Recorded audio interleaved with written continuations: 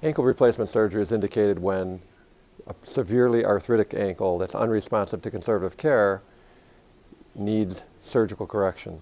And when it needs surgical correction, there are two choices: either ankle arthrodesis, which is fusion of the ankle, or ankle replacement surgery. And ankle replacement surgery is preferable for two reasons. One is you gain motion with ankle replacement surgery. Obviously, with ankle fusion, you take away motion.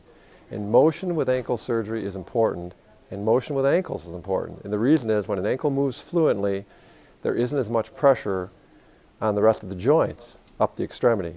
Normally, the way an ankle functions is it's a passive maneuverable joint. What I mean is when you walk over your planted foot, your leg passes over and therefore the ankle bends up.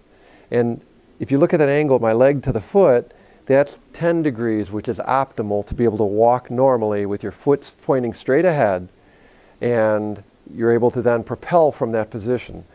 If you can't do that, when you go to walk and you're fused or you're just so arthritic you can't bend your ankle, what happens is when you move over your planted foot, your ankle, you can't follow through, so you end up twisting your foot out and walking over the side. Well, when you walk over the side of your foot, you put a lot more pressure on your knee, hip, and low back. And this rotational pressure that you put on is what tends to destroy the knee, hip, and low back in a more rapid fashion than if you had normal motion in your ankle.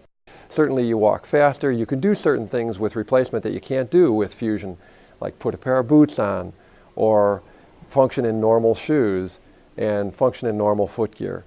In addition, replacement surgery allows you to strengthen the muscles around the ankle. When you don't move the joint, the tendons tend to deteriorate or atrophy.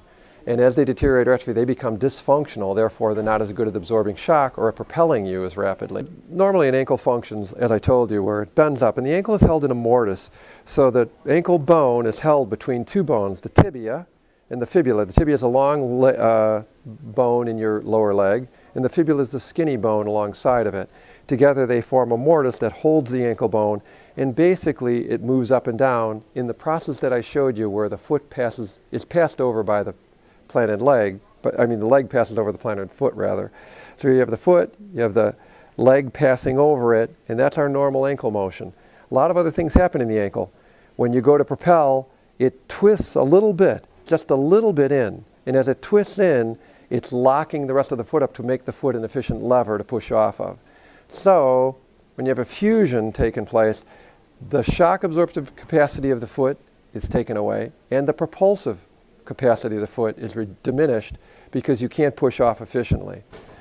So the replacement's made to change that situation, to give you back the motion that lets you both absorb shock and, secondly, push off efficiently. Well, the procedure is removing the arthritic ankle and replacing it with a titanium, polished cobalt chrome, and plastic ankle. And very similar to knees and hips as far as what the procedure consists of. There's a lot of functional differences between the motion of the ankle, the motion of the knee, and the motion of the hip that we account for. And in a lot of replacement surgery are concurrent procedures such as reducing dislocations of tendons that might be in the area, repairing tendons that might have been torn in previous injuries, and taking care of concurrent joints that either might not move normally or be in a better position now and therefore function better. The procedure takes a couple of hours. Depending on the concurrent procedures, it can take as long as 4 or 5 hours. But during that time, surgeons just taking out the old arthritic ankle, replacing it with a new titanium model. Used to be that these prostheses needed to be cemented in. Cement has problems associated with it sometimes, and sometimes it loosens up. Some of today's models, and the ones I use most commonly, do not require cement.